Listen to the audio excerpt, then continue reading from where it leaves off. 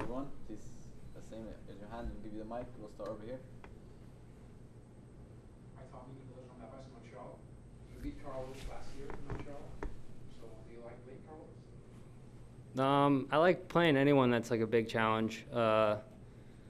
He's obviously right now the best player in the world, and when you have those matchups on center court, you're always going to be on center court when you're playing number one in the world, and I really enjoy playing those matches. So, yeah, I mean, I would say it's fun.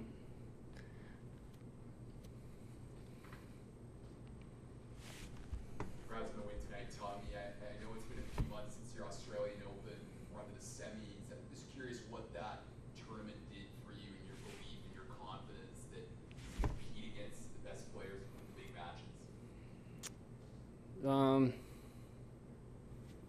Yeah, I mean, it helps set up better draws in tournaments. Gets me more buys in 250s, but maybe gives you a little bit extra confidence. But tennis is such a week-to-week sport. You see people win titles and then go and lose first round the next week. It's about consistency, and obviously doing well in those tournaments can bring you more confidence, but every week's a new week, Tommy, congrats on the win. I think you were 21 out of 23 in terms of net points won tonight, so clearly there was really a strategy to step into the court to take the first leg and take time away from him. So for you, what were some of the keys to really turning that match around after you had lost the second set and were trying to find your way to maybe get that early break or get that break midway through the set and then set yourself up for success?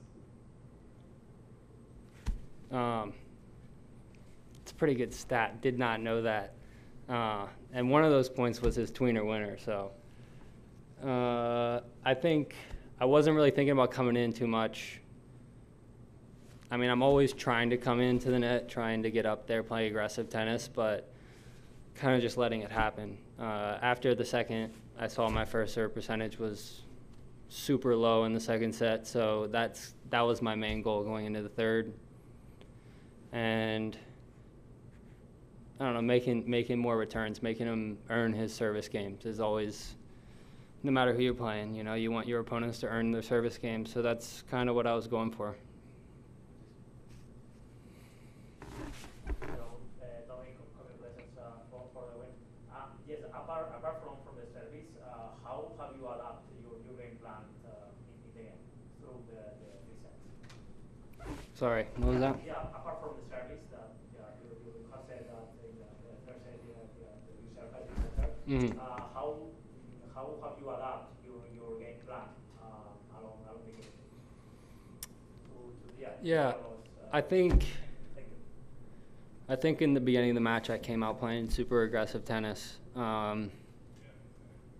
And there in the second set, he was kind of the one who was playing more aggressive at the beginning of the points, and it put me on my heels. And the game plan was, like I said, to get my first serve percentage up, and at the same time, like, go after more balls. Like, anytime I saw a ball in my strike zone, like, really get after it and try and be on offense in the points. How did you stifle his momentum when he made that tweener winner in the second set?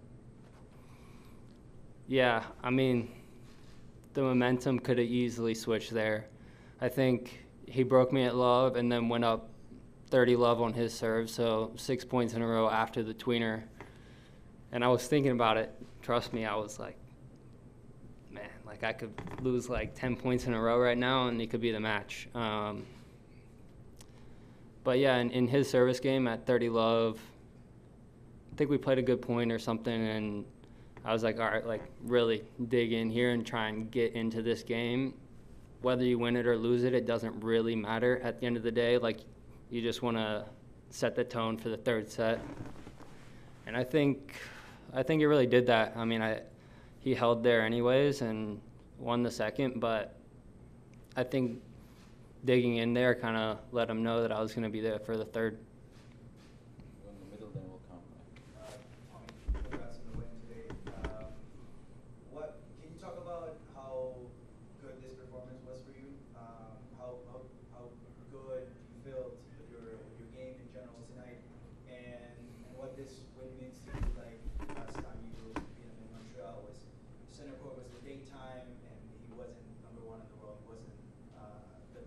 right? So Mhm. what this means to you, considering the environment and considering the opponent.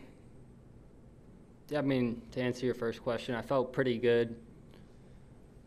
I think the second and third set, the quality of the match was pretty high. I would actually say, in my opinion, last year's match, the level overall was better. Even though, you know, he's the best player in the world right now, he's #1 in the world.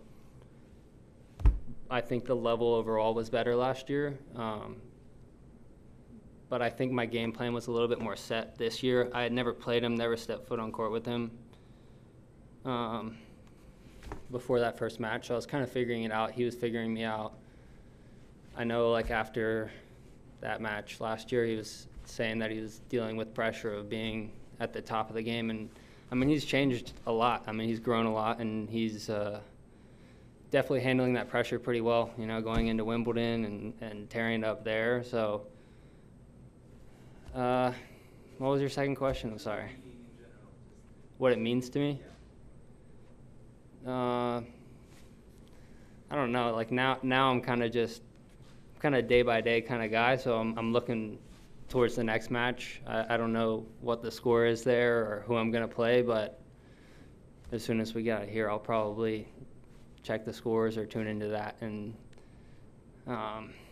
the week will. Oh, there you go. Yeah, I mean, so centers up a set. We'll see what happens. But, yeah, at the end of the week, I mean, I'll tell you what the week means to me. Hopefully, you know, that'll be on Sunday. But we'll see. I'm sure you're aware that it's been 20 years since Andy Roddick won the US Open. I was just wondering. I'm not aware, but now I am. Okay, I'm sure you know that. And you were only 6 years old, but I was wondering, you remember that match or maybe all of the match of Andy, and how much of a model is he for you? I can't say that I like remember the actual match. 6 years old was when I started playing tennis. I remember, you know, like the posters from the U.S. Open that year, or even remember like what outfit he was wearing. Like I wanted to wear that outfit for 3 years after it, you know. But I wouldn't say like he was definitely one of my idols growing up, but I wouldn't say I really tried to play like him or model my game after him. I watch a lot of tennis, but I wouldn't say I model my game after too many players. I try and copy certain shots, you know, like, but I watch a lot of older tennis, actually. I watch a lot of tennis from like the 80s and 90s. That's where I like go back on YouTube and watch tennis from back then. And it was it's really cool how those guys would have such big holes in their game and be able to hide it. Similar to Roddick, like he didn't have a great backhand. He would hide it with his slice, or, I mean, it's easy to hold serve when you have Roddick serve, but I mean, just watching back then, it's so different to now. Like everyone is so solid. Not too many people have holes in their games anymore. So I think it's much more of a mental game now than it used to be.